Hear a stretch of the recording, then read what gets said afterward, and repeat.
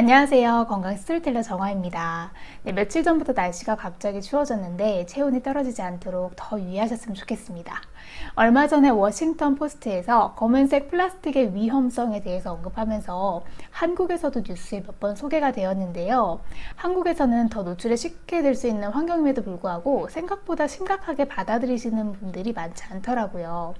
네, 그래서 오늘은 그 위험성이 어떤 것인지, 또 어떤 제품에서 나오는지, 또 이런 문제를 해결하려면 어떻게 해야 하는지에 대해서 알아보려고 합니다. 사실 한국에서는 코로나를 거치면서 사람들과의 접촉을 최소화하다 보니까 이 배달 음식의 수요가 많이 늘었죠. 네, 코로나 전에는 간단히 치킨이나 중국집 배달이 주가 되었다면 요즘은 파스타부터 간편 도시락, 커피, 또 하다못해 1시간 내로 대신 장을 봐서 집 앞까지 배달해주는 서비스도 생겼습니다. 이렇게 배달업의 발달이 급속도로 이루어지면서 간편하게 음식을 담을 수 있는 용기 산업도 많이 변화되었는데요. 우리가 편의점에서 도시락을 사 먹거나 배달을 시키면 집에서 다시 쉽게 데울 수 있도록 이 전자레인지용 플라스틱 용기에 담겨져 오는 경우가 대부분입니다. 그래서 이런 용기들의 특성은 담는 부분이 검은색인데요. 이 검은색 플라스틱에 함유되는 난연제가 플라스틱에 불이 붙지 않도록 하고 또 녹지 않도록 도와주는 역할을 하기 때문입니다. 그래서 우리는 이런 용기는 안전하고 적어도 환경 호르몬은 나오지 않을 거다라고 생각을 하는데요. 이번에 미국 시애틀의 독성 없는 미래라는 비영리단체 연구팀이 발표한 결과에서는 오히려 독성 수준의 암 유발 화학물질이 발견되었다고 환경국제저널에 발표했습니다. 참고로 배달 용기뿐 아니라 검은색 국자나 후라이팬 주걱 같은 제품들도 이 검은색으로 제품군에서는 동일한 성분의 발암물질이 검출되었다고 합니다. 그렇다면 어째서 이런 검정색이 들어간 플라스틱이 몸에 해로운 것일까요? 네, 먼저 이런 플라스틱의 구성 성분은 주로 폴리프로필렌, 폴리에틸렌 등과 같은 이런 합성 수지로 만들어집니다. 그런데 검은색을 내고 불이 나지 않기 위해 사용되는 카본 블랙이 문제가 되고 이 물질은 발암물질로 알려져 있어서 장기적인 노출이 반복되면 인체에 유해한 영향을 미칠 수 있다고 경고합니다. 또 방금 언급했다시피 난연제와 같은 화학물질인데요. 플라스틱이 고온에 노출되거나 시간이 지나면서 분해될 때 공기 중으로 유해 성분이 방출된다고 경고합니다. 원래 이런 소재는 전기가 통해 화재가 날 가능성이 있는 전자제품, 예를 들면 화재에 취약한 TV나 냉장고 등에 사용되는 소재인데 이런 소재를 음식과 밀접하게 관련이 있는 용기에 사용하다 보니까 해당 문제가 최근에 대두되고 있다고 합니다. 네, 마지막으로 호르몬 교란인데요. 검정색 플라스틱에 포함된 화학물질은 호르몬 교란을 일으키기도 합니다. 이는 전립선암, 유방암, 난소암과 같은 호르몬 계열의 암을 일으키고 장애 문제를 유발시킬 수 있습니다.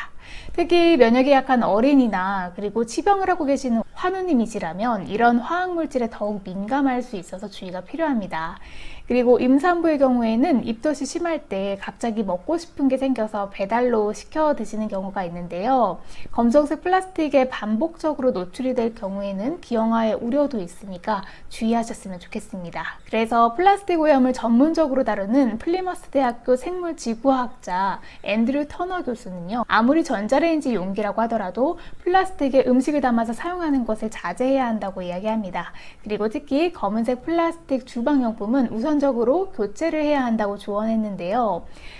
뜨거운 기름과 산 성분이 있는 식재료는 뜨거운 물보다 더 빠르게 플라스틱을 녹여서 화학물질을 방출하는 작용을 한다고 경고했습니다. 다만 뜨거운 커피를 추출하는 커피 머신 같은 제품은 괜찮은가요? 라는 질문에는 뜨거운 액체와 플라스틱이 직접 접촉하는 경우에만 방출될 가능성이 있다고 안심해도 좋다고 설명을 덧붙였습니다. 한국에서 몇몇 언론은 한국에는 플라스틱 검사와 식품 검사가 주기적으로 이루어지기 때문에 안전하다라는 의견도 있습니다. 그래서 이런 소식은 배달업을 하시는 분들과 용기 생산자들이 굉장히 피해를 입는다는 이야기도 있고요. 그래도 고위험군에 속하시는 분들은 가능하다면 피하시는 것이 혹시 모를 위험을 피할 수 있는 길이라고 생각합니다. 그렇다면 어떤 방식으로 생활을 해야 이런 위험성에 좀 안전할 수 있을까요? 먼저 국자 같은 것은 스테인리스로 되어 있는 국자를 사용하시는 것이 좋고요. 가끔 국자도 냄비에서도 쓰고 또 볼 형식으로 들어간 후라이팬에서도 이제 겸용으로 쓰시기 위해서 스테인리스는 이제 팬에 코팅이 긁히니까 검정색 플라스틱으로 구매하시는 분들도 계시는데 그렇게 사용하시면 안 될 것 같습니다. 그래서 후라이팬에는 실리콘으로 만들어진 주걱을 사용하시는 것이 독성이 없어서 가장 합당합니다. 특히 고온에서 조리하거나 식기세척기에서도 망가지지 않아서 안전한 편이고요. 다만 이 실리콘도 스테인리스만큼 사용기간이 이렇게 긴 편은 아니어서 약 2년 정도 사용하시면서 바꿔주시는 게 좋습니다. 이건 사용자들마다 사용 횟수에 따라서 조금씩 달라지긴 하겠지만 육안으로 봐도 이염이 눈에 띄게 진행이 되었다든지 끝부분 감촉이 새 것에 비해서 달라졌다라고 느껴진다면 교체해 주셔야 합니다. 추가로 나무 주걱도 사용이 가능한데요. 나무 주걱은 얼마 전에 나무젓가락의 유해성에 대해서 말씀드렸다시피 관리하기가 좀 까다롭기 때문에 가능하다면 실리콘 주걱이 현재 나온 제품군 중에서 가장 이상적인 주방용품이 될 것 같습니다. 네, 오늘은 이렇게 최근에 화제가 되었던 이슈에 대해서 알아보는 시간을 가졌는데요. 몇몇 사람들은 우려할 만한 수준이 아니다 라고 주장하지만 건강을 생각하신다면 돌다리도 두드려보고 건너라 라는 말이 있잖아요.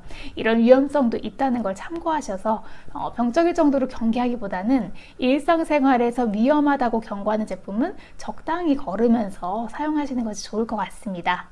네, 오늘 준비한 내용은 여기까지고요. 다음 주에는 더 흥미로운 주제로 찾아뵙도록 하겠습니다. 시청해주셔서 감사합니다. 새해 복 많이 받으시고 항상 건강하세요.